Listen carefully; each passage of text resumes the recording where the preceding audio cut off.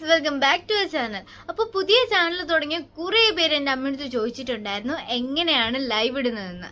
അപ്പോൾ ഈ വീഡിയോ അങ്ങനെ ഡൗട്ട് ഉള്ളവർക്ക് വേണ്ടിയിട്ടുള്ളതാണ്. നമുക്ക് പോകാം വീഡിയോയിലേക്ക്. എങ്ങനെയാണ് ലൈവ് ഇടേണ്ടതെന്ന് ഞാൻ നിങ്ങൾക്ക് പറഞ്ഞു തരാം.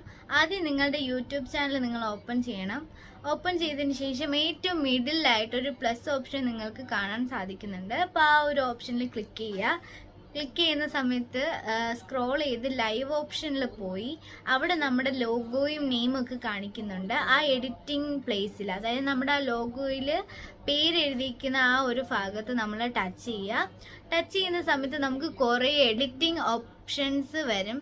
അപ്പോൾ അതിൽ ഫസ്റ്റ് ഓപ്ഷൻ എന്ന് പറയുന്നത് നമ്മുടെ തംബ്നെയിൽ മാറ്റാന്നാണ്. അപ്പോൾ നമ്മളൊരു ലൈവ് ഇടുന്ന സമയത്ത് അത് ആൾക്കാർക്ക് നോട്ടിഫിക്കേഷൻ ചെല്ലുമല്ലോ. അപ്പോൾ അവർ കയറി വരാൻ സമയത്ത് ഒരു പിക്ചർ വേണമല്ലോ അതിൽ.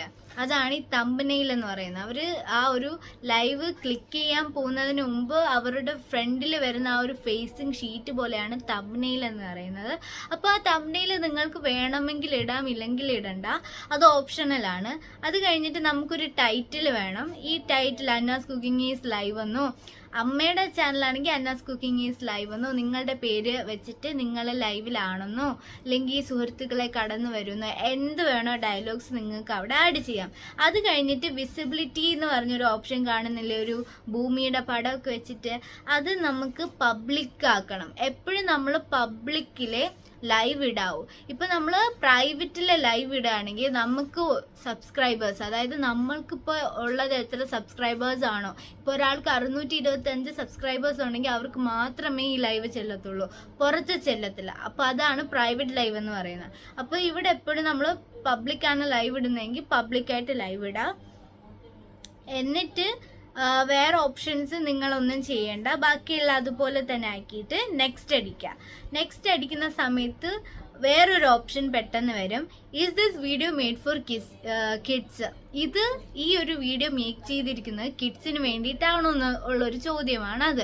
ഇത് കുട്ടികൾക്ക്, നമുക്കറിയാലോ കുട്ടികൾക്ക് വേണ്ടിയിട്ട് യൂട്യൂബ് ചാനലുണ്ട്, റെസ്ട്രിക്ഷൻസ് ഉണ്ട്. അപ്പം നമ്മൾ എപ്പോഴും ആ ഒരു ഓപ്ഷനിൽ no, it's not made for kids എന്നേ അടിക്കാവൂ. നമ്മൾ അതേ അടിക്കാവൂ. കാരണം എസ് അടിക്കുകയാണെങ്കിൽ കിഡ്സുകൾക്ക് മാത്രമേ നമ്മുടെ ഈ ഒരു ലൈവ് പോവത്തുള്ളൂ.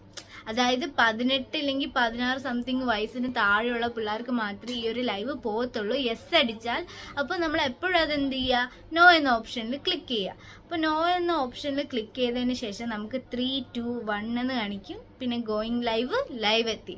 അപ്പോൾ ലൈവിൽ ഒരു മൈക്രോഫോണിൻ്റെ ഓപ്ഷൻ കാണും, ഒരു ക്യാമറയുടെ ഓപ്ഷൻ കാണും. ക്യാമറ നമുക്ക് ഓഫ് ചെയ്യാം, ഓൺ